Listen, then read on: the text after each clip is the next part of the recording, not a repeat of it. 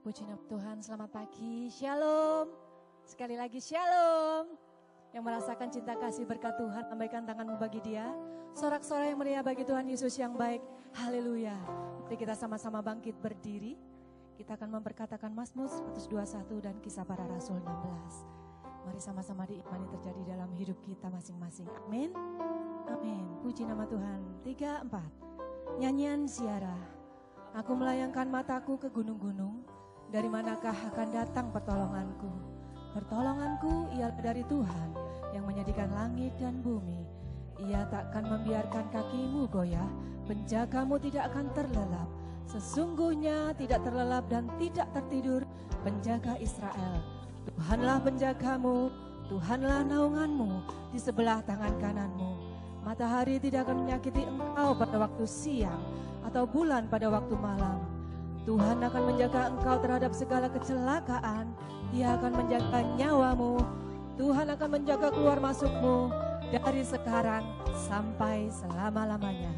Jawab mereka, percayalah kepada Tuhan Yesus Kristus dan engkau akan selamat, engkau dan seisi rumahmu. Haleluya. Puji nama Tuhan, silakan duduk saudara. Mari kita satu dalam doa. Terima kasih Tuhanku yang baik. Kami mengucap syukur pada pagi hari ini. Karena kasih-Mu, anugerah-Mu yang melimpah dalam hidup kami. Sehingga pagi ini kami boleh datang kembali di hadirat-Mu. Sucikan, kuduskan, layakkan kami untuk menyenangkan hati-Mu dalam pujian penyembahan kami. Karena hanya Engkau yang layak ditinggikan. Engkau yang layak dipuji. Di dalam nama Tuhan Yesus Kristus. Kami berdoa dan mengucap syukur. Haleluya. Amin.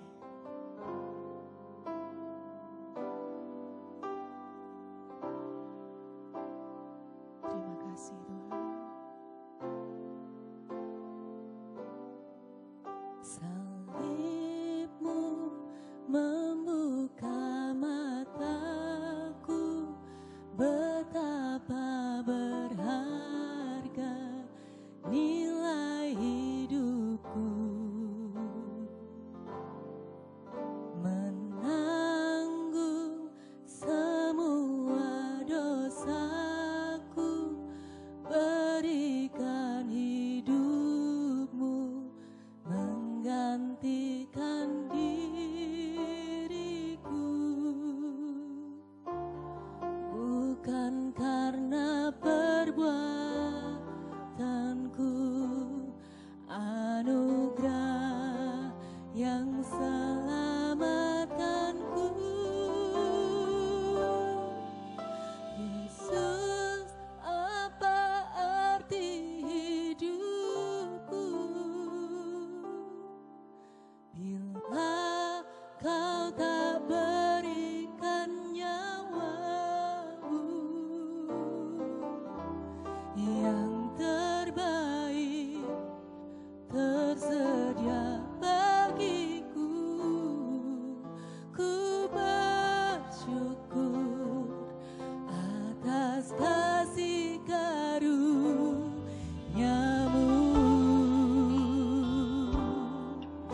Terima kasih Tuhan. Salib-Mu membuka mataku, betapa berharga nilai Tuhan Yesus. Terima kasih Yesus. Menanggung semua dosaku, berikan hidupmu, menggantikan diriku. Bukan karena perbuatanku, anugerah yang selamatkanku. Yesus, Yesus, apa arti hidupku bila kau tak berikan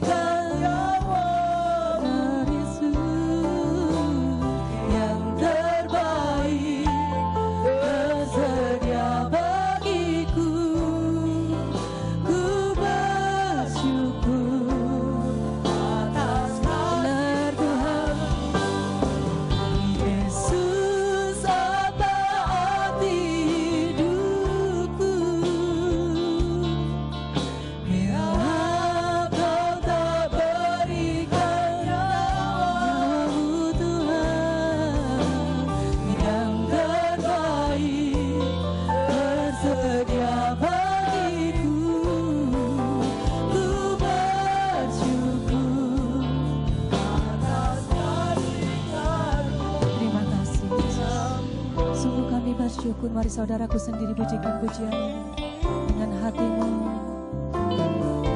Salibmu membuka mataku, begitu berharga hidup kami di matamu. Terima kasih Tuhan.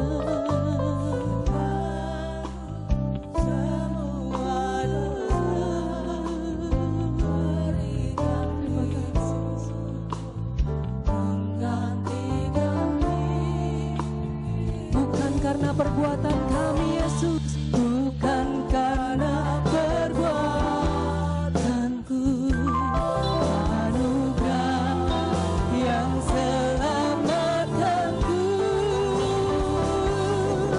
Yesus, apa arti hidupku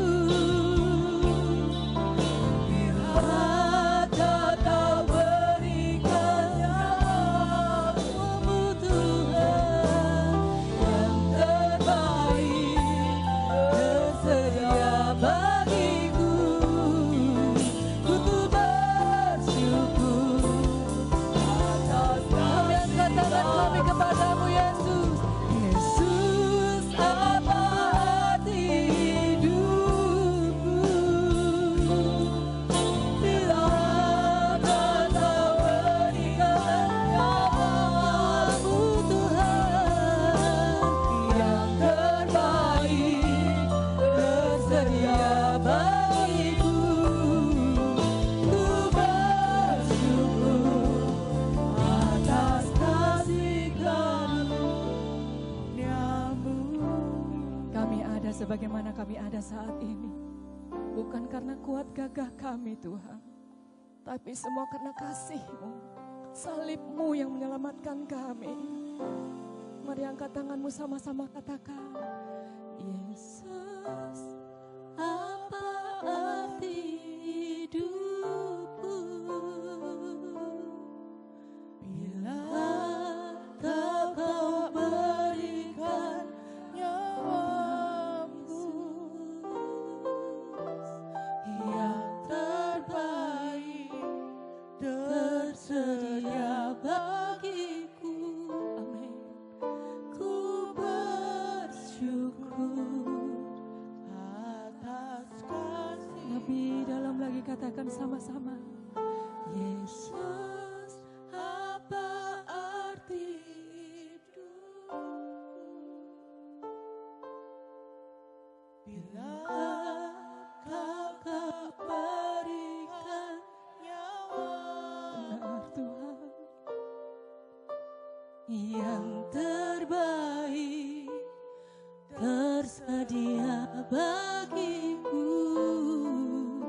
Ku bersyukur atas kasih karunia-Mu. Lebih sungguh lagi katakan sama-sama, Yesus. Yesus, apa arti hidupku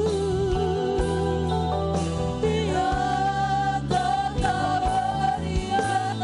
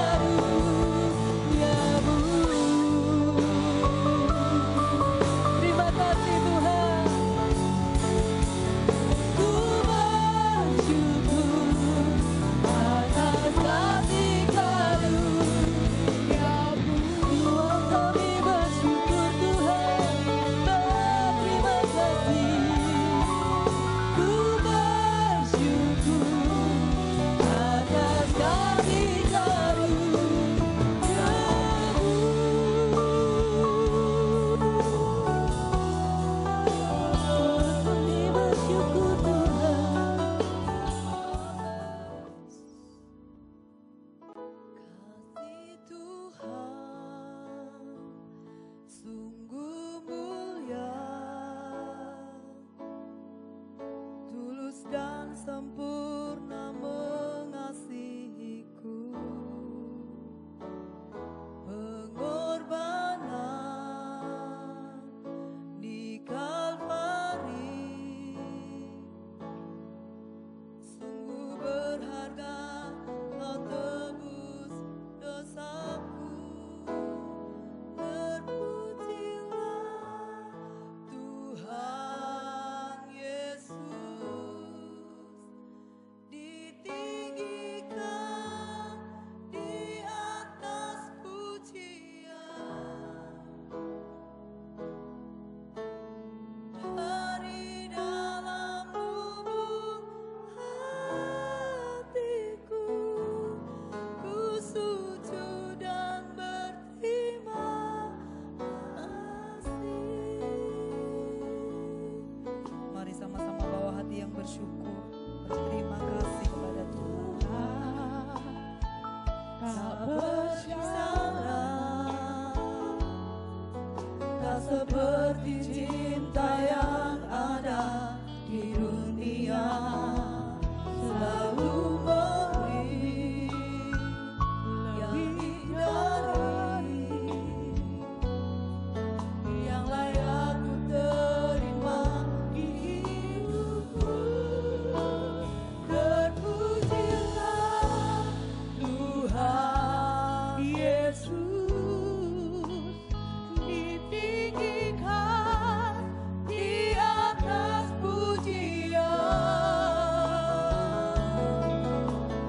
Dari dalam lubuk hatiku, ku sujud dan berterima kasih. Mari dengan segenap hati nyatakan rasa syukur kita di hadapan Tuhan. Kasih Tuhan sungguh mulia, tulus dan sempurna mengasihiku. Pengorbanan di Kalvari sungguh berharga, Kau tebus dosaku.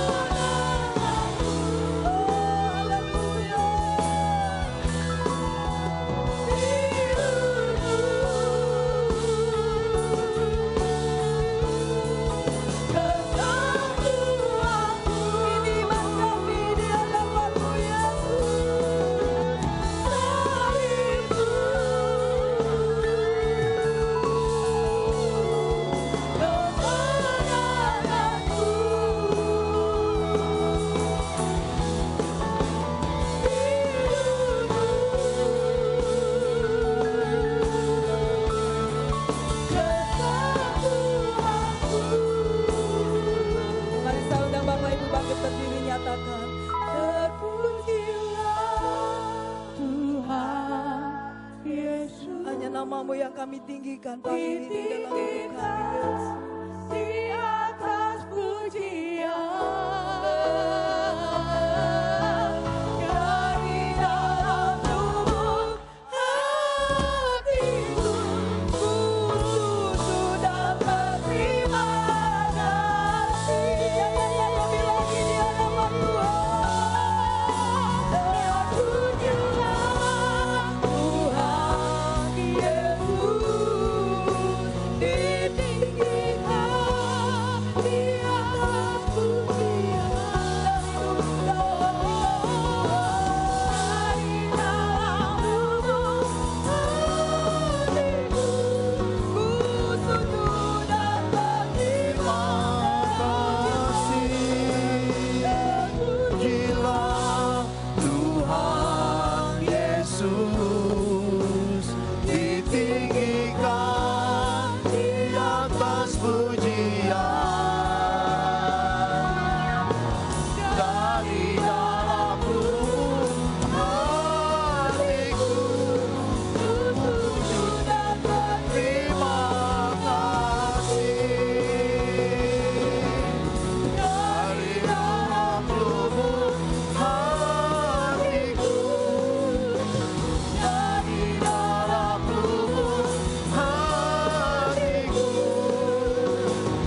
dari dalam lubuk hatiku, ku sujud dan berterima kasih.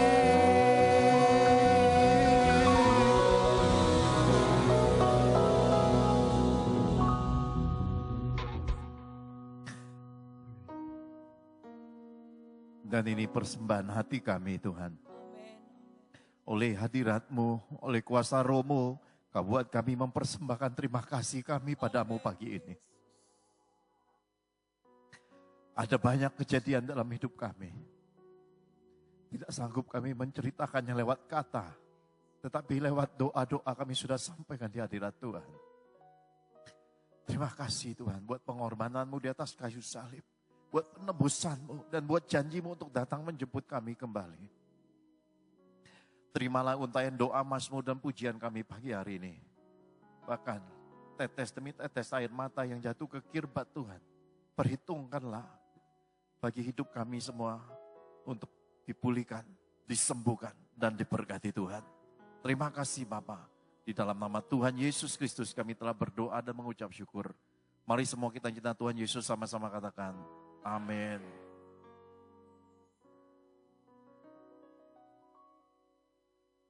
Shalom. Tema firman Tuhan kita adalah berkat di masa sukar. Bapak Ibu terkasih di dalam Tuhan, semua kita punya cerita. Semua kita punya kisah masa kecil, masa-masa di mana kita masih bersama orang tua, masa-masa sampai hari ini, bahkan kita sudah berkeluarga, sudah punya anak, sudah punya cucu. Semua itu sudah berjalan bertahun-tahun, tapi sekejap dalam pikiran kita, dalam memori kita bisa terbayang. Saya ingat masa-masa kecil saya, masa-masa kesusahan, hujan turun, lantainya tanah, atap tembikar itu tidak bisa menampung derasnya hujan. Saya ingat masa-masa kecil, makanya saya karib dengan telur bebek. Kenapa? Karena nenek moyang kami itu pelihara bebek, jadi kalau bebeknya bertelur karena ada pembatas, saya ingat cerita orang tua saya, selalu diambilnya lewat alat cedokan makanan itu Bapak Ibu. Jombang ini saya punya cerita tentang telur bebek, tapi yang punya telur bebek sudah pulang ke sorga. Karena itu Tuhan sayang, kalau sudah jatah kita, meskipun banyak sekali hal terputus, Tuhan tetap jatahkan dan tetap kita terima. Beberapa hari yang lalu saya dikirimi telur bebek dari Blitar. Ya, hamba Tuhan bawa telur bebek dari Blitar. Saya terhibur dan rasanya sudah lama saya tidak sampaikan pesan Tuhan di Jombang ini. Bapak Ibu bebek saja, sudah tambah banyak berkat, sudah tambah banyak cucu, sudah tambah banyak melimpah anugerah Tuhan. Haleluya. Pertanyaannya, ada berkat di masa sukar Mengapa Tuhan mengizinkan masa sukar terjadi? Nah, saya mau ajak Bapak Ibu melihat beberapa potongan ayat ya. Mengapa Tuhan mengizinkan masa sukar terjadi? Mari kita buka sama-sama Injil Yohanes pasal 3. Injil Yohanes pasal 3 kita mau baca mulai ayat 14 sampai yang ke-17. Demikian firman Tuhan. Dan sama seperti Musa meninggikan ular di padang gurun, demikian juga anak manusia harus ditinggikan, supaya setiap orang yang percaya kepadanya beroleh hidup yang kekal. Karena begitu besar kasih Allah akan dunia ini, sehingga ia telah mengaruniakan anaknya yang tunggal, supaya setiap orang yang percaya kepadanya tidak binasa, melainkan beroleh hidup yang kekal. Sebab Allah mengutus anaknya ke dalam dunia, bukan untuk menghakimi dunia, melainkan sama-sama untuk menyelamatkannya oleh Dia. Sama-sama katakan amin. Nah, Bapak Ibu terkasih di dalam Tuhan, ternyata berkat di masa sukar itu, Tuhan izinkan terjadi karena di balik masa sukar itu, ada kasih Tuhan yang tersimpan. Ini penting untuk kita sadari. Boleh saya bagi sedikit tisunya, An?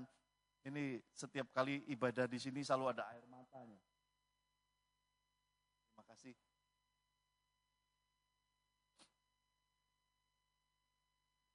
Nah, Bapak Ibu terkasih di dalam Tuhan, saya ini ketemu hamba Tuhan baru-baru ini, hamba Tuhan kelas dunia, tiba-tiba dia berkata,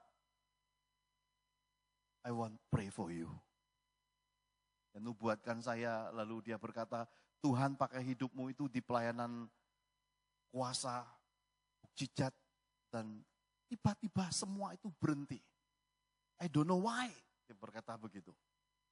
Lalu di pesan-pesan Roh Kudus itu saya mesti balik lagi. Nah, Bapak Ibu, ketika pujian penyembahan tadi, saya nggak tahan dengan air mata karena saya merasa Tuhan hadir di sini. Ada satu ingatan-ingatan masa-masa sukar yang bahkan hamba Tuhannya sepeka itu pun ditutup karena Tuhan di dalam hidup kita ini istimewa sekali. Di tengah masa sukar itu kasih Tuhan itu disimpan luar biasa. Karena itu ada satu tulisan berkata gini, For God so loved the world. Ya, karena begitu besar kasih Tuhan akan dunia ini, kadang-kadang Tuhan rela mengizinkan kesukaran terjadi. Masa kesukaran bangsa kita ini baru jalan 1 tahun loh Bapak Ibu. Ya, saya sudah sampaikan sejak Agustus, masuki Agustus, baru 1 tahun berjalan. Masih ada kira-kira 1 tahun lagi sampai tahun yang akan datang. Masa 2 tahun ini Tuhan pesankan proses mulai dari Bapak Presiden yang baru terpilih, Bapak Presiden Prabowo naik, akan 2 tahun masa.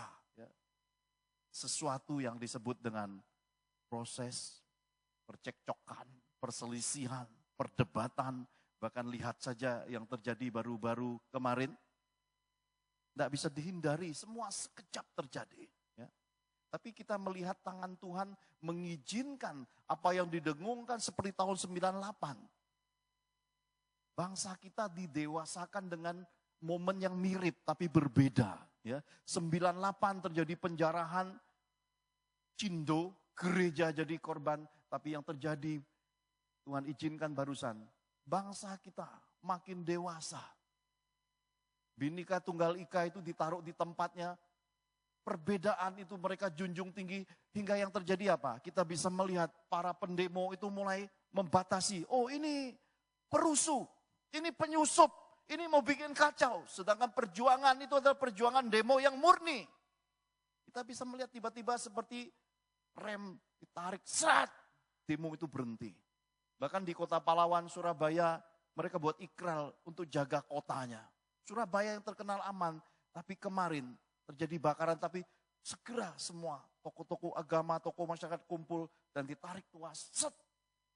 Tidak ada lagi perusakan tempat-tempat umum. Jadi kita bisa melihat di balik masa sukar ini ada kasih Tuhan yang tersembunyi di baliknya. Nah, pertanyaannya, masihkah kita sanggup bertahan di masa sukar hidup kita, Bapak Ibu? Sampai kapan masa sukar itu terjadi?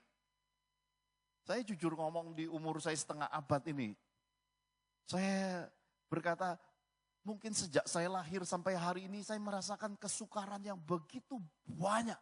Ya. Lebih banyak sukarnya daripada happy-nya.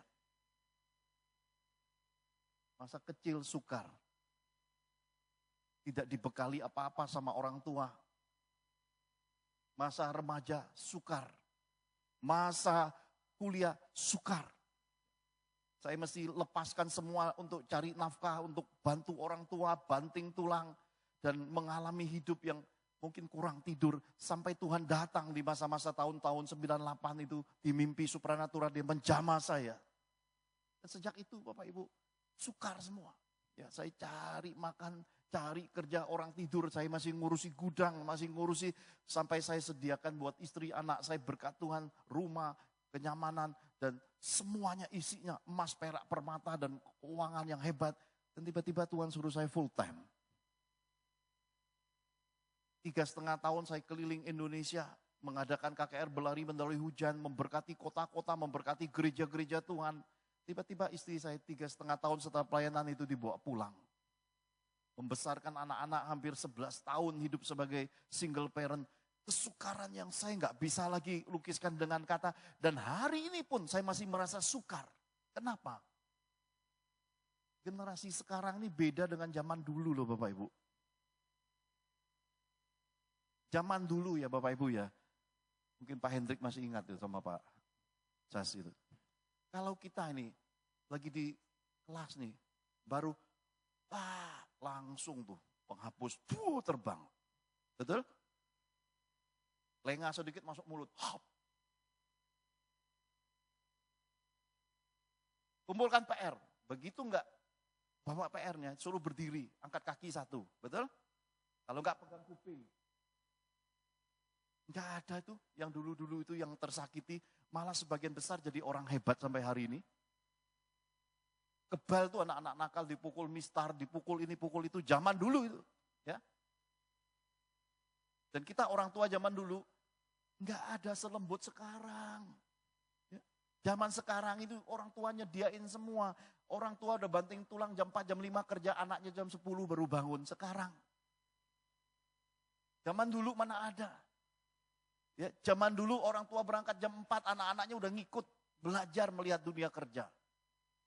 Zaman sekarang ini baru disentil sedikit, diomongin aja sudah baperan. Betul enggak? Zaman dulu kalau mau suka orang, lihat rumahnya, lihat gentengnya sudah seneng. Zaman sekarang langsung ke kafe nongkrongnya. Padahal duit aja belum pernah dia cari sendiri. Kita bisa melihat ada suatu perbedaan di masa yang Kitab suci berkata di masa-masa akhir keadaan manusia itu gak tambah baik moralitasnya. Keadaan hidup ini makin sulit. Saya khotbahkan kepada jemaat gereja FMS di Surabaya bahwa saat itu saya ingatkan mereka, Tuhan pesankan suruh mereka beli emas saat itu. Jadi waktu itu saya pesankan kalau yang punya uang lebih gak kepakai belikan emas. Saat itu emas harganya 1,2 juta. Ya.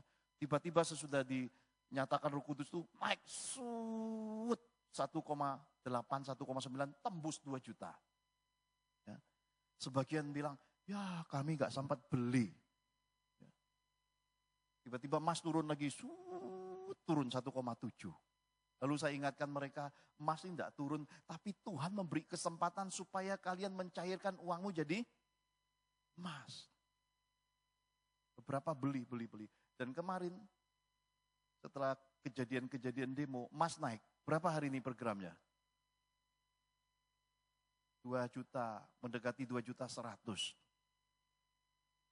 Yang punya emas mukanya beda mendengar khotbah ini.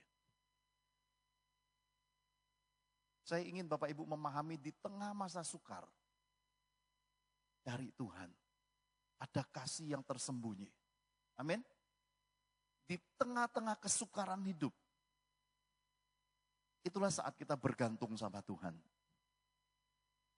Saya punya anak sudah tersebar. 2 di Jakarta, 1 di Surabaya. Yang bungsu ini kuliah S2 di UNER. Kemudian di tengah masa-masa kesusahan kemarin, saya tidak bisa pulang. Karena stasiunnya banyak sekali pergolakan, lihat tiket kereta tidak ada. Mau beli tiket pesawat, kepikiran. Jadi akhirnya saya stay di Surabaya. 2 anak saya di Jakarta, saya koordinasi dari pagi dengan kelurahan, dengan Satpol PP, dengan kepolisian, dengan militer. Lalu saya koordinasi dengan rekan-rekan RW, mereka merapatkan barisan. Nah, Bapak Ibu, badan ada di Surabaya, hati balik ke Jakarta. Mau balik ke Jakarta, kepikiran Surabaya. Bukankah itulah hidup kita hari ini?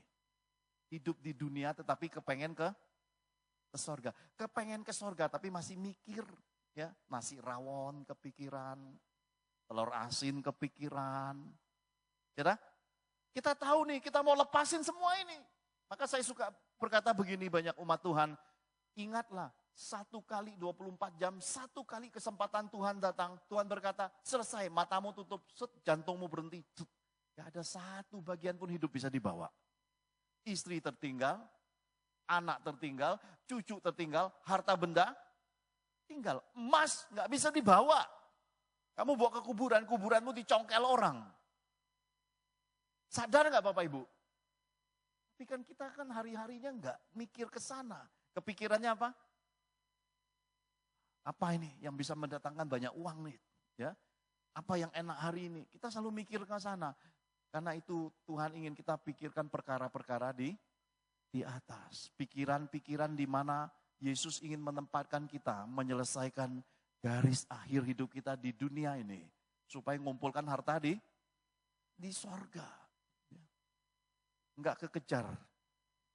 Kemarin Lydia ngobrol sama saya. Saya bilang kalau kamu hitung gaji itu sudah ditakar, 1 putaran itu 12 bulan 1 tahun. Gajimu itu cuma 12 kali. Tambah 1 THR 13 kali. Kalau dapat perusahaan bagus, dapat tambahan bonus rata-rata mungkin 2 sampai 6 kali.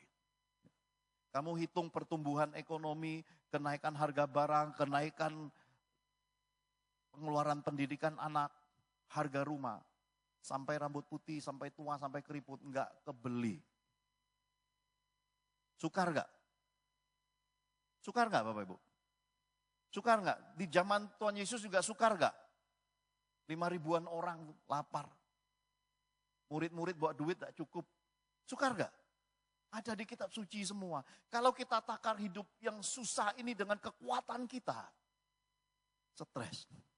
Lihat kiri kananmu. Lihat kiri kananmu Bapak Ibu. Lihatin pelan-pelan kalau lihat. Hari ini terakhir untuk stres. Mulai saat ini jangan stres lagi. Amin. Kenapa? Karena kekuatan kita ini nggak bisa kejar dunia. Tapi iman kita di dalam Yesus ini yang mengalahkan dunia. Jadi cukup pakai, cukup makan, dinikmatin.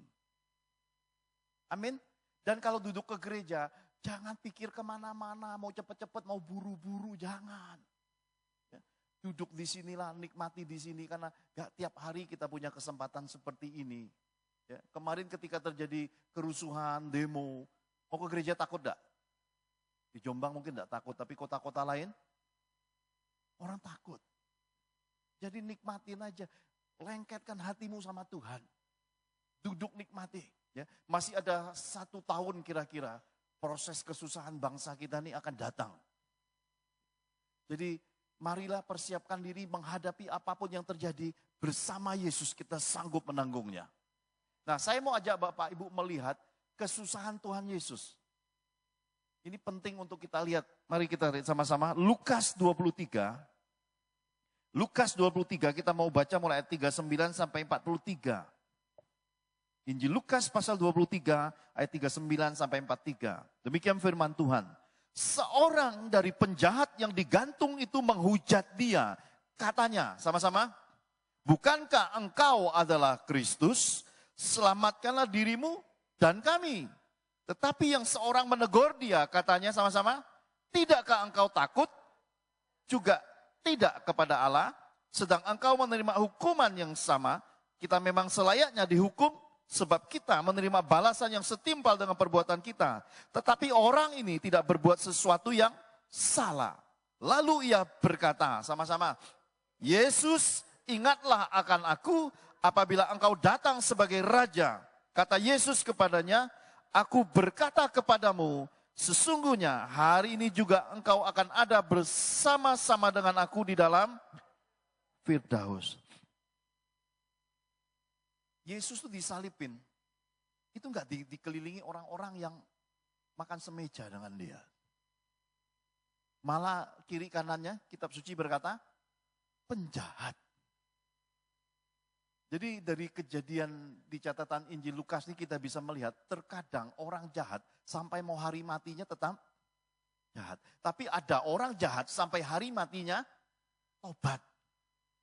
Jadi di masa sukar kasih karunia Tuhan tuh makin melimpah. Kita ini di sisi mana di sisi Tuhan?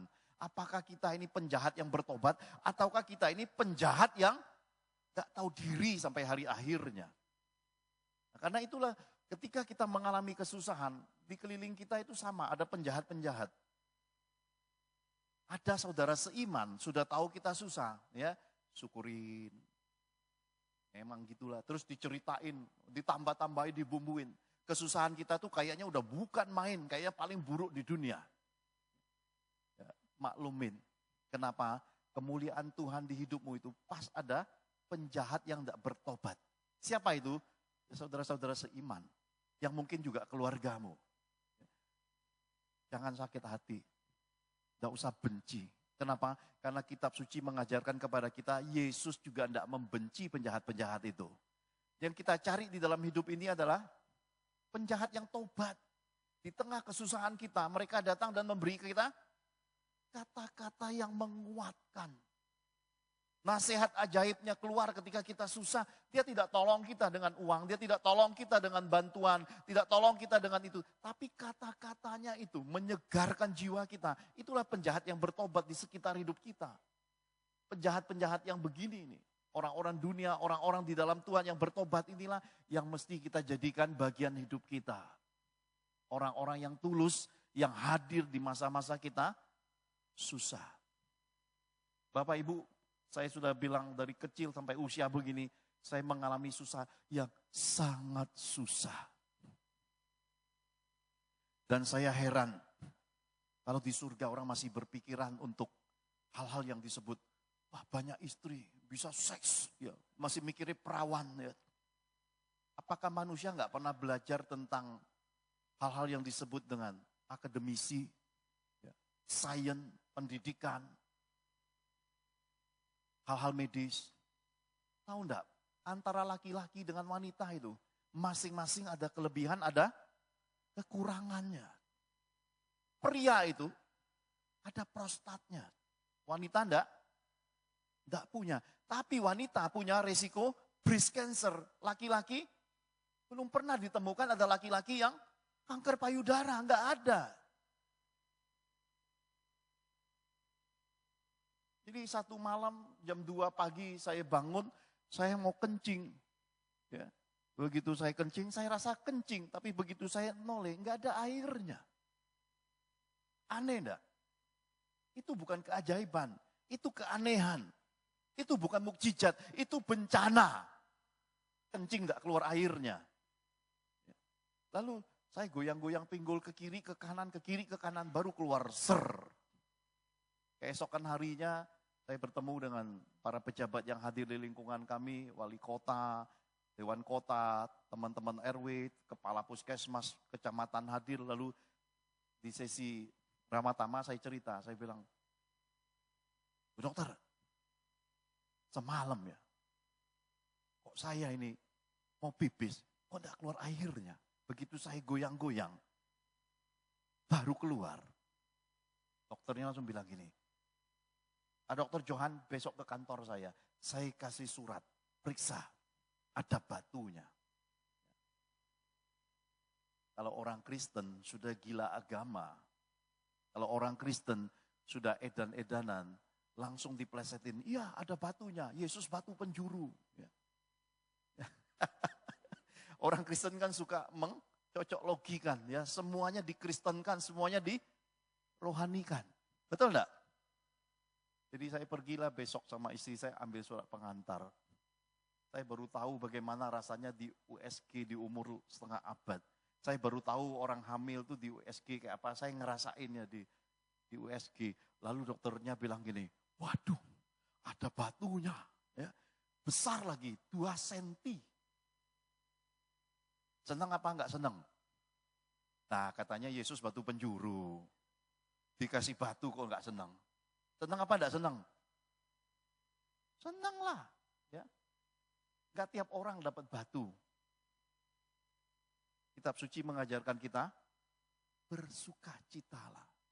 Sekali lagi ku katakan bersukacitalah, mengucap syukur dalam segala perkara. Dikasih batu senang enggak? Jangan lihat saya, lihat suamimu, lihat bapak-bapak di sebelahmu.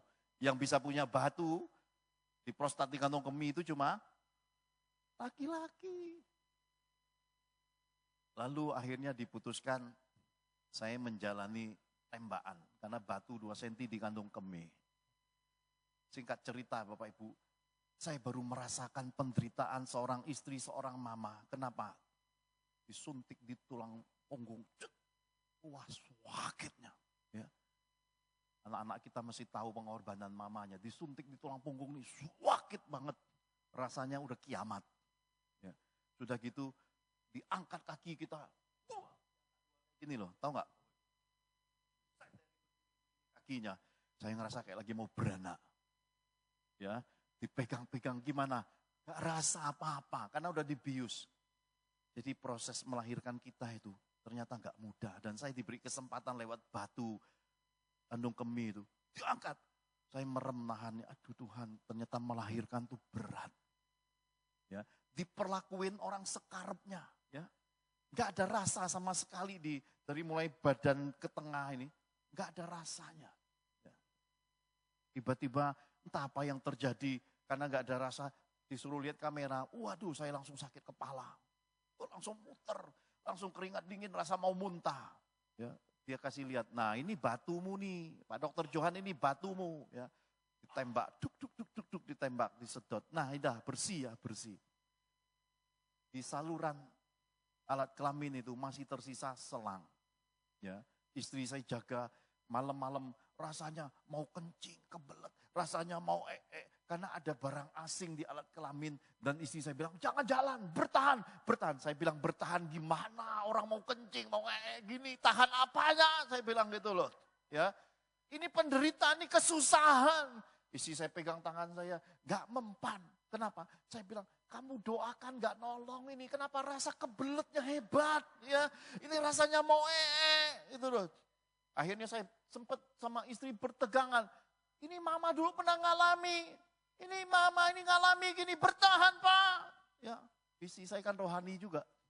Ya, penolong sepadan, ya kan? Bertahan Pak. Saya bilang bertahan, ini yang nggak tahan. Ya, ini kebelet mau kencing dan ini mau mah. Malam lagi jam 1, jam 2. Panggil suster. Ya, susternya karena pasiennya banyak, muncul sekali. Dipanggil 2 jam lagi nggak muncul-muncul. Ya, akhirnya saya bilang istri gini, Ma, daripada papa pup di tempat tidur, mari tolong papa lah. Nanti ini kateternya copot, jangan. Nunggu lagi setengah jam pesan istri, udah gak kuat Ma, Yesus tolong. Ya. Ini sukar banget Bapak Ibu. Akhirnya, dia lihat saya udah penderitaan, mama temenin ke toilet. Papa saya, jalan. Ya, ini kan ada kateter melambai-melambai Bapak Ibu. Ya, jalan. Terus sampai toilet. Papa duduk, mama tunggu depan pintu. Ya, oke. Begitu saya duduk, keluar kentut doang. Ya, terus saya bilang, Ma sudah, gimana Ma? Kentut doang. Istri saya memberi penghiburan yang luar biasa. Bagus, orang operasi memang mesti kentut. Ya. Terus saya lihat di kateter itu mulai keluar darah. Nah itu yang mama maksud. Jangan, nanti kalau lepas repot Pak dimasukin lagi. Saya juga ketakutan cepat saya pegang jalan. Ya, ini hamba Tuhan ya, diurapi, dipakai Tuhan untuk doakan orang sakit, kesembuhan mukjizat. Begitu ditaruh kateter itu udah penderitaannya kayak neraka Bapak Ibu. Kasih karunia Tuhan ada istri di sisi saya. Istri saya baring kepalanya, saya nggak nyaman. Di sebelah saya, Bu. Sakit, sakit. Tambah saya nggak bisa tidur. Ya, kasih karunia yang besar ini diiringi dengan orang jerit di sebelah saya tepat ditutupin hordeng. Sakit, ketika bisa, sakit, sakit. Aduh, saya bilang, akhirnya saya ambil satu rasa sepakat. Suster nggak muncul-muncul, saya bilang, Ma, berbaring di samping papa. Saya geser sedikit, satu ranjang berdua. Kan ada lagu sepiring berdua, sekarang seranjang berdua. Ya, saya taruh istri saya di samping saya, kami berbaring, tertidur Bapak Ibu. Ya, dalam sakit tertidur, ternyata betul. 2-3 orang berkumpul dalam nama Yesus. Kasih karunia Tuhan di masa sukar itu nyata. Besoknya, susternya datang. Isi saya tanya, Sus, bapak sebelah itu kenapa? Teriak-teriak semalaman. Sampai kami gak bisa tidur, terganggu dan gak bisa ngapa-ngapain. Oh itu Bu, setahun yang lalu operasi prostat. Prostatnya tumbuh lebih besar. Waduh. Ya. Prostat saya juga membengkak besar kata hasil tes USG-nya. Waduh, susah hatiku. Susah banget saya lihat istri saya lihat saya. Bisa teriak kayak gitu loh nanti. Ya. Terus istri saya kan bilang, dulu dia dipasang kateter kan, segini. Susternya, sudah waktunya Pak, dicopot. Ya. Istri saya kan ngeliatin. Dia tarik seorang kateternya. Bukan satu tangan, 2 tangan, seret. Seret. Panjangnya segini Bapak Ibu. Saya ngebayangin masuknya kemana, ngelingkar ke dalam sini. Ya, istri saya bilang, kenapa Ma? Mama punya segini, papa segini. Susternya ngomong lagi, nanti kalau bapak operasi prostat, nanti selangnya enggak segini, segini Pak. Langsung lemas semua Bapak Ibu.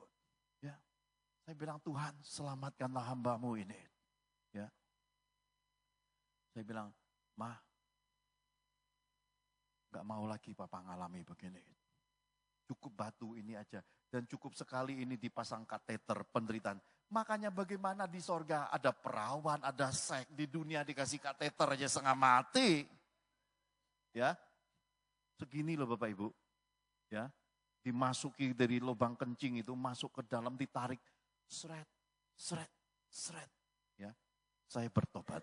Saya bilang Tuhan, saya nggak mau lagi ngalami kesusahan ini. Meskipun kasih karuniamu hebat. Biarlah saya berbagi cerita ini ke umat Tuhan, khususnya kaum pria. Jaga prostat, jaga kandung kemimu. Kalau enggak nanti selang kateter masuk di dalamnya. Itu penderitaan. Mau kencing nggak bisa, mau rasanya. Ya, berat sekali. Nah, Yesus itu dikasih yang gitu-gitu. Maka saya pilih akhirnya pergi, saya ketemu dokter di Penang. Ya. Dokternya ngomong gini, awak ini tidak takut mati. Saya lihat dokternya, kok ngomongnya gini dok? Awak tidak takut mati. Saya takut mati. Saya bilang, saya follow dokter lah, saya takut mati juga. Karena dokternya ngomongnya gitu. Dia bilang, you punya prostat, no problem. Tapi you punya kolesterol, you bisa mati, awak bisa mati. Saya bilang, hah? Kenapa dari prostat pindah ke kolesterol? Saya selama ini Bapak Ibu, telur asin saya makan, kambing balibul, ngebul saya makan. Ya. Binatang paling kudus di dunia, bigul, baligul, semua gul-gul saya makan. Ya. Enggak ada saya pantang kok Hendrik kalau saya ajak makan sup buntut, buntutnya pun saya makan. Ya. Untung mangkoknya enggak bisa dimakan. Makan, rupanya itu menimbun kolesterol. Dan hebatnya kolesterol saya itu meledak melebihi orang paling hebat. Kenapa? Mestinya saya udah stroke kata dokternya. Ay bingung sama awak. Awak ini dengan kolesterol segini masih bisa jalan normal katanya. Malamnya saya baru habis makan yang namanya B2 Penang. Dokternya marahin saya Bapak Ibu. Marahnya, saya lihat dokternya. Dokter hebat loh ini, dokter Leong. Ya. Saya bilang, wah. Marahinya saya tuh kayak Tuhan yang lagi marah saya lihat. Orang tua soalnya kan. Saya bilang, saya follow dokter. Saya takut mati. Ya. If I must do dokter, next control, saya akan survive, sehat lagi. Nanti saya sambung bagian ini Bapak, Ibu. Sama-sama kepalkan tangan, katakan, saya akan sehat lagi. Saya akan diberkati Tuhan. Amin.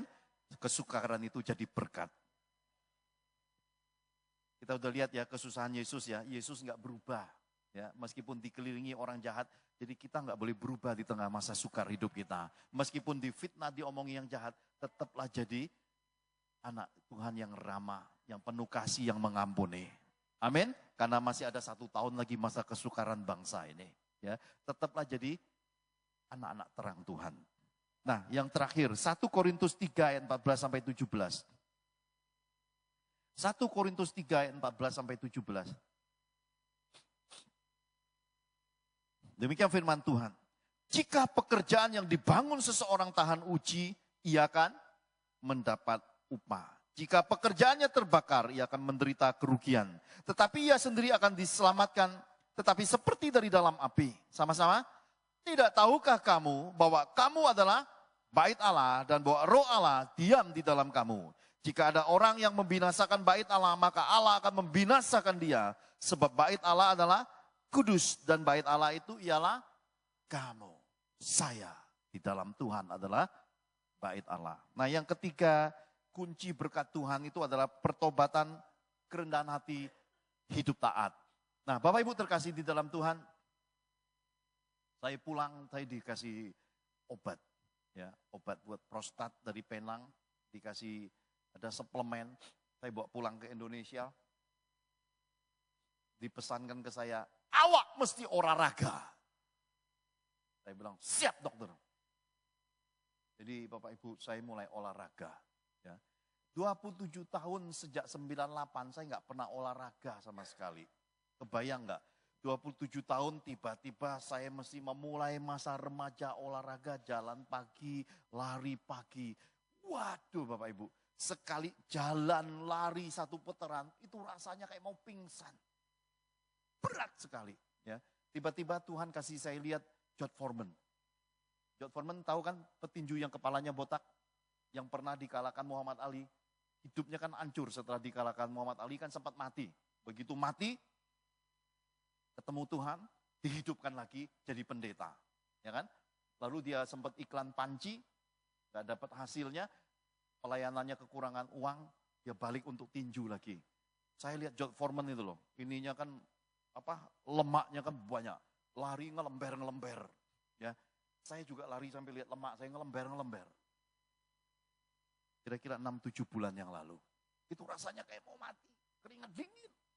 Ya, cuma saya ingat, dokter itu ngomong, awak tidak takut mati.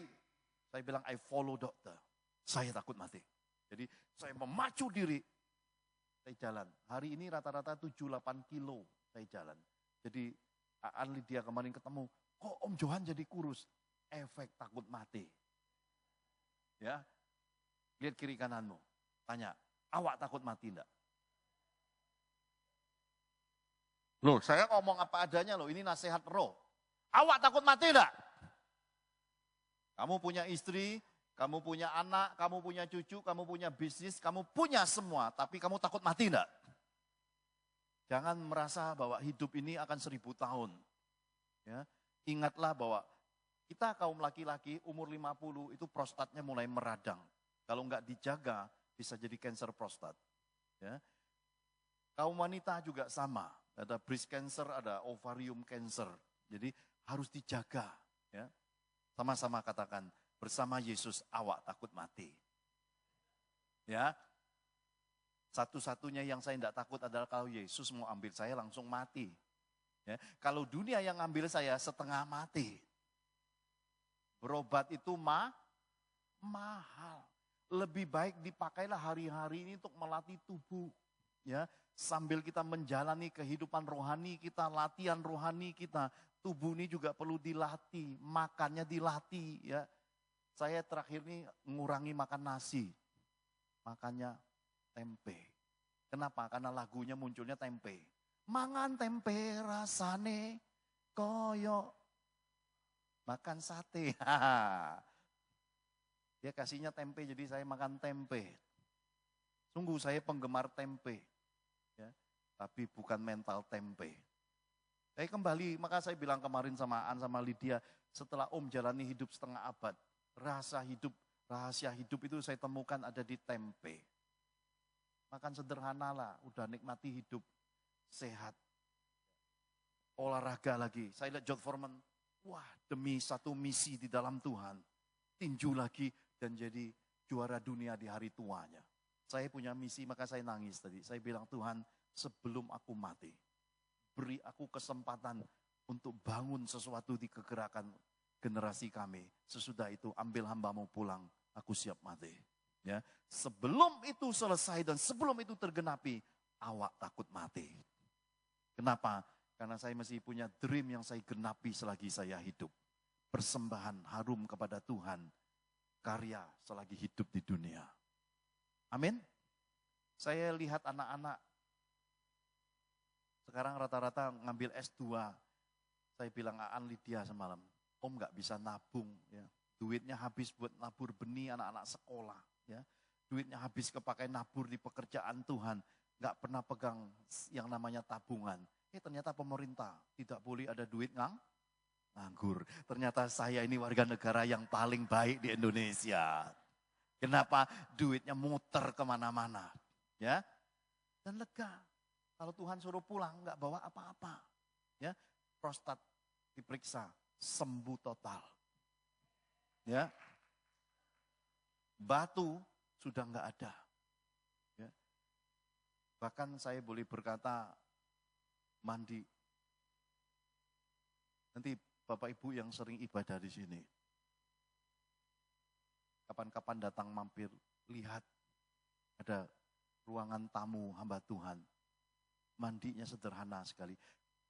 Boleh kok minta mami, minta semua pimpinan gereja numpang mandi. Itu hidup terasa beda, Bapak Ibu. Ya. Masa-masa sukar, masa-masa hidup ini dinikmati aja karena kita tahu kunci berkatnya apa? Pertobatan. Kalau kamu tidak bertobat, masa sukarmu akan panjang. Di tengah masa sukarmu kamu tobat, transformasi. Berkatmu dikembalikan. Nah, kunci berkat kerendahan hati. Kadang kita ini sifat buruknya adalah kekanak-anakan. Ya, sudah dikasih peringatan Tuhan sampai nyawa kadang-kadang di depan mata hampir hilang. Tapi tetap aja tegar tengkuk, keras kepala. Ya, kita kekanak-anakan, belalang pelahap keliling, belalang pelompat keliling, makan uang kita, makan kesusahan kita. Kita masih nggak mau diingatin Tuhan. Padahal kalau kita rendah hati, ngomong, aku mau berubah Tuhan. Aku nggak mau lagi seperti ini. Sekejap semua hilang. Tuhan hendak mencurahkan berkat yang besar bagi hidup kita. Amin. Dan dikatakan apa? Kunci berkat itu hidup taat. Taat aja Bapak Ibu. Jalanin aja, nikmati aja. Semua hal di dalam hidup ini akan ada pembuktiannya dari Tuhan. Saya percaya bahwa dalam hidup ini, pegang Tuhan itu tidak akan sia-sia. Kita buka medsos hari ini. Pelayanan apologit seluruh dunia berkembang. Ya. Pertobatan ini sudah luar biasa seisi dunia ini. Cuma di depan kita belum nampak, tapi sebenarnya malaikat sudah menuai di beragam bangsa. Ya. Bahkan lagu-lagu rohani, lagu-lagu Kristen ini sudah berbagai versi bahasa sudah dinyanyikan di mana-mana, bahkan versi Arabnya pun sudah ada. Ya. Kita ini harus siap sedia karena kedatangan Tuhan ini arahnya makin lama makin cepat, waktunya dipercepat. Kemarin saya lihat China sudah mengembangkan teknologi mobil tuh nggak ada bannya. Set, di atas jalan bisa kayak pesawat. Set, ya. Handphone yang kita pakai ini sebentar lagi akan hilang. Kenapa? Akan dipakainya di jam di teknologinya. Seperti film-film Star Trek, dipencet ada layarnya. Akan perubahan zaman ini makin hebat. Ya. Kita harus beradaptasi dengan perkembangan zaman. Kalau enggak, kesusahannya karena kita enggak mau belajar. Mari persiapkan diri memasuki perubahan-perubahan zaman ini. Kalau kita kurang hikmat, kitab suci berkata, minta hikmat. Sejak perjanjian lama, para nabi menggunakan minyak untuk pengudusan mezbah, altar. Betul? Ini udah berapa lama dipakai buat doa? Lebih 2 tahun kalau saya tidak salah. Setelah COVID ya, lebih dari 3 tahun. Nah Bapak Ibu, sebelum saya akhiri, saya ingin bagikan sedikit rahasia yang Tuhan ajar ke saya. Sebenarnya, berapa kali sih kesusahan dunia ini ditebus Tuhan? Mari kita berhitung sama-sama. Adam dan Hawa jatuh di dalam dosa. Susahnya siapa? Adam dan Hawa terbuang dari Taman Eden. Susahnya siapa? Tuhan. Kenapa? Ciptaannya lari dari garis kehendaknya. Susahin Tuhan, susahin diri sendiri. Lalu Tuhan ngambil jubah dari kulit binatang. Itu korban pertama. Penebus. Betul? Nah, sesudah itu apa yang terjadi? Tuhan memusnahkan bumi. Tinggal satu rumpun keturunan Nuh. Kemudian terjadi perjanjian pelangi. Benar? Sesudah itu masuk generasi, kita maju ke Musa. Tuhan memberi Taurat. Manusia ditebus lewat apa? Lewat pengorbanan binatang. Burung tekukur, domba, lembu. Korban kedua. Penebus kesukaran hidup kita. Yang ketiga, sesudah binatang apa? Darah para nabi, kata kitab suci. Orang-orang kudus Tuhan yang memperingatkan kesusahan hidup kita ini akan berakhir di neraka. Kejahatan hidup manusia, dosa manusia akan masuk neraka. Nabi-nabi dilempari, dibunuh mati. Betul? 3. Yang keempat, menjelang Yesus mau datang. Orang-orang Majus dikasih mimpi. Herodes ngamuk. Siapa yang dibunuh mati? Anak-anak umur di bawah 2 tahun. 4. Penebusan. Dan yang terakhir, Yesus mati di atas kayu salib. 5 penebusan, Bapak. Direnungin nanti pulang ke rumah. Tuhan dengan segala upayanya ingin kita ini melewati semua kesukaran ini untuk beroleh berkat. Jangan susahkan dirimu dengan masalah uang. Jangan susahkan dirimu dengan masalah kesehatan. Jangan susahkan dirimu dengan ketidakpuasan. Jangan susahkan dirimu dengan sifat manusia lamamu yang egois, suka marah-marah, tidak mau mengendalikan diri, tidak mau ngerti orang lain. Mari belajar untuk melihat hidup ini singkat. Capailah hal baru dalam kehidupan. Kalau kita nggak sanggup, kita kembali lagi. Kita minta minyak urapan, Tuhan menolong kita. Roh akan menolong kelemahan kita. Amin. Mari saya undang semua sidang jemaat untuk bangkit berdiri. Saya akan memberi Bapak Ibu minyak. Taruh di kedua tanganmu.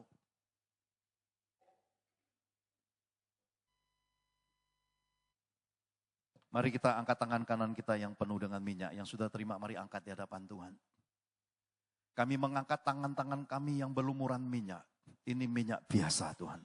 Tetapi ketika disentuh, diurapi atas nama Tuhan Yesus Kristus, ini menjadi minyak kudus. Maka apapun yang tersentuh atas minyak kudus ini dikuduskan. Ini kami Tuhan, bahkan kami bawa garis keturunan kami, keluarga kami, anak-anak kami, mantu-mantu kami, cucu-cucu kami semua. Kami menerima semua ini sebagai bagian yang dikuduskan. Mari sama-sama Bapak Ibu kita olesi pada telinga, pada jidat, pada mata, seluruh tubuh kita. Biar pengudusan Tuhan ada. Segala kelemahan kita, Roh Kudus akan mengcovernya. Segala perubahan yang kita perlukan, Roh Kudus akan menolong kita. Kita percaya tangan Tuhan akan memberkati kita. Haleluya. Saya undang para pelayan Tuhan juga. Mari kita persiapkan hati kita juga. Bapak Ibu boleh ambil waktu duduk untuk menghadap di hadirat Tuhan. Kita akan masuk kisah keramaian perjamuan kudusnya. Telah kulihat bukti kasih-Mu, Kau menderita gantikanku. Dengan darah-Mu Kau selamatkanku. Kini ku hidup menyenangkan-Mu. Telah kulihat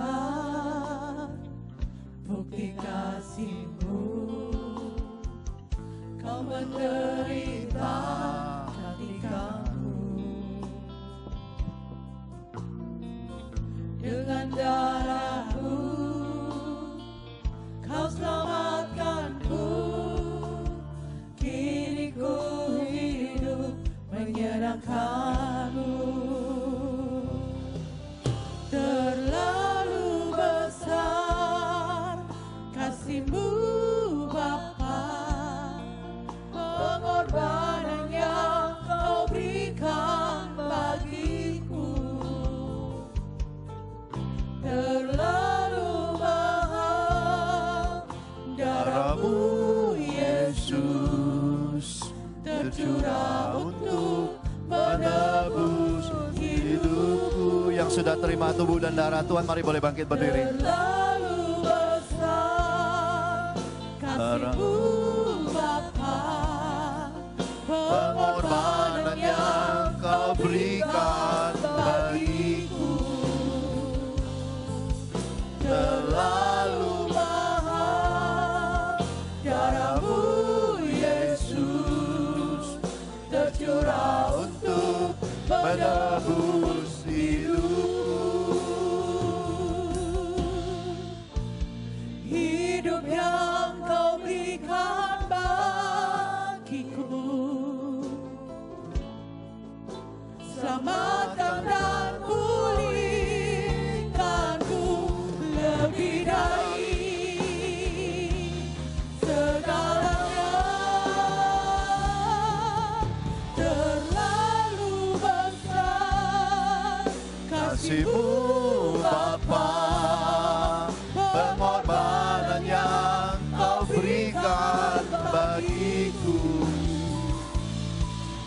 terlalu mahal darah-Mu Yesus, tercurah untuk menebus hidupku. Tercurah untuk menebus hidupku. Tercurah untuk menebus hidupku. Mari kita angkat roti di tangan kanan kita sama-sama. Sebab apa yang telah kuteruskan kepadamu telah aku terima dari Tuhan, yaitu bahwa Tuhan Yesus pada malam waktu Ia diserahkan mengambil roti, dan sesudah itu Ia mengucap syukur atasnya. Mari kita bawa korban syukur kita di hadapan Tuhan. Layakkan kami Bapa, terima kasih. Ia memecah-mecahkannya dan berkata, inilah tubuhku yang diserahkan bagi kamu, perbuatlah ini menjadi peringatan akan Tuhan Yesus. Bapak Ibu terkasih di dalam Tuhan, bukankah di tangan kita adalah benar-benar tubuh Yesus? Mari kita makan sama-sama di dalam nama Tuhan Yesus.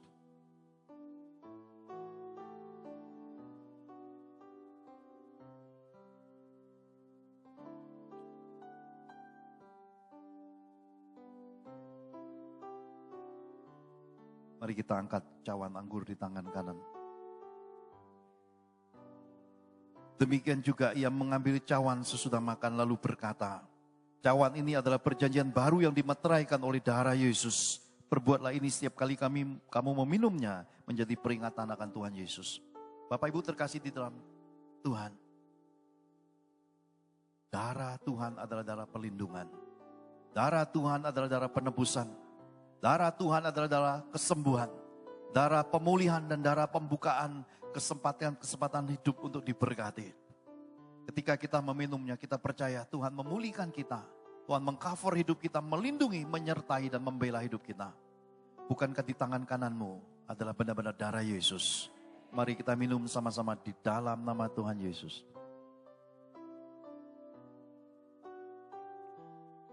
Silakan duduk dalam hadirat Tuhan dan bersyukur bersama Tuhan. Haleluya.